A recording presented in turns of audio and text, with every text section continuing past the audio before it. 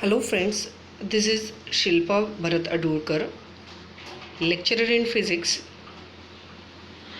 Government Polytechnic Nagpur.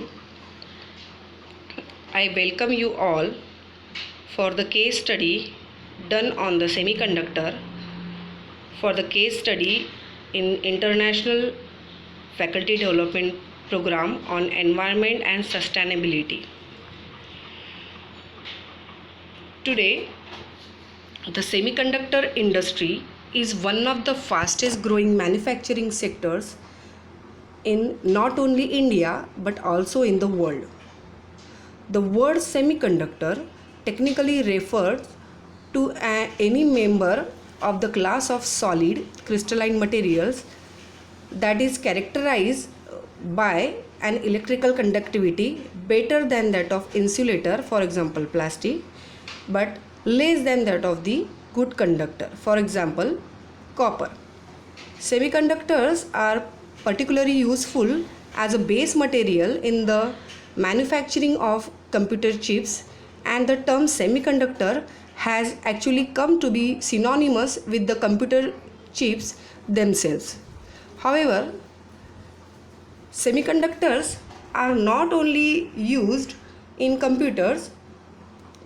Computers only make up 44% of entire industry consumption. Semiconductors are also useful for military, automotive, industrial, communications, and other consumer purposes. The semiconductor industry will continue to take action to address climate change and promote environmental sustainability. The semiconductor industry has a long record of success in this area, including the following points.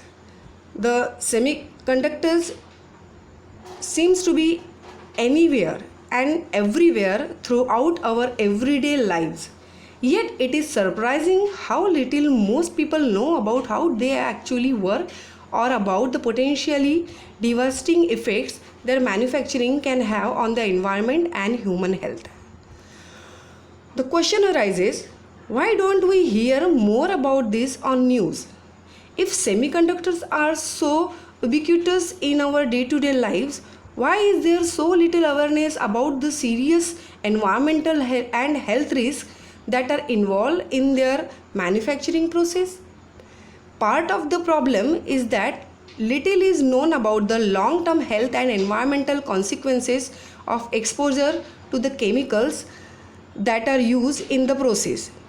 Because the semiconductor industry is still relatively new, not many studies have been conducted on this topic, and existing data is often inconclusive. This being said, some scientists predict that the cancer rate in silicon chip industry will rise significantly in the future because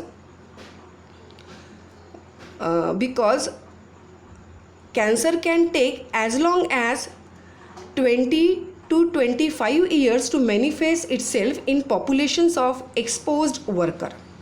The EPA does not have regulations in effect that are aimed toward the purpose of controlling the level of contaminants released and minimizing human and environmental exposure to them. However, current regulations do not mandate that the Indian companies report on offshore manufacturing. Therefore, even as media coverage and general awareness increase, companies can simply outsource more and more of their fabrication facilities in the Southern Asia. Some companies in fact have begun to do so, and there have even already been studies conducted on the health issues of workers in the electronics and semiconductor industries. Thus, changes in how and where semiconductor firms manufacture chips currently outstrip the present ability of the government and media institutions to track and monitor their potential threats to human and environment. If this situation is to change for better in the near future, it is clear that radical reforms will need to take place on number of different levels. However, the WHO, what, when, where, and why, so to speak, of that reform remain to be addressed. So there are some discussion questions that I wanted to discuss. The first one is, how many electronics products do you use on a day-to-day basis? How many of these products contain semiconductors?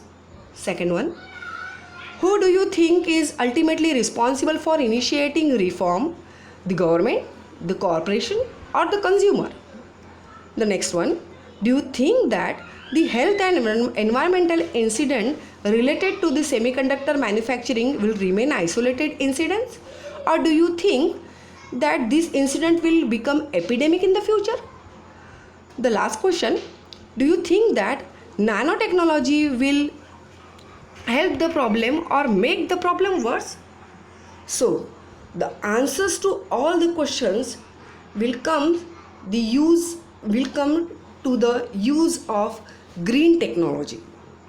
We should go towards the solar technology, or we should recycle the semiconducting material as long as possible.